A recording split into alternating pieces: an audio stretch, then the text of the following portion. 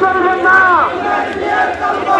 পালো পালো আগুন জ্বালো পালো পালো আগুন জ্বালো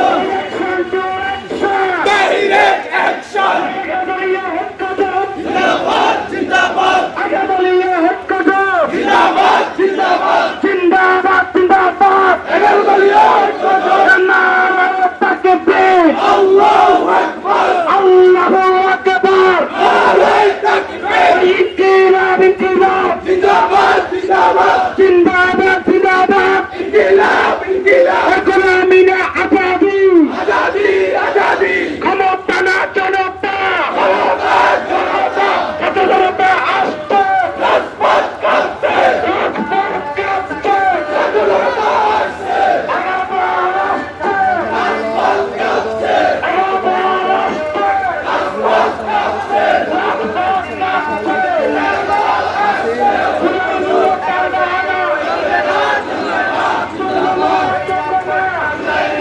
সংগ্রাম সংগ্রাম সংগ্রাম সংগ্রাম তিরঙ্গা ডাকা তিরঙ্গা ডাকা গোলামি না আজাদি এই অপস্তা সংগ্রাম এই জুলাই নিয়ে তালবাহানা চলবে না চলবে না চলিয়ে রক্ত জোট শেষ হয়নি যুদ্ধ বিএনপির কারণে রাজপথ দিচ্ছেন এবং সংসদে জাতির জন্য কথা বলে যাচ্ছেন 11 দলের পক্ষ থেকে আজকে সারা বাংলাদেশের জেলা পর্যায়ে গণমিছিল আজকে সেই কর্মসূচির আলোকে নোয়াখালী জেলা 11 দলের পক্ষ থেকে আজকের এই গণমিছিল পরবর্তী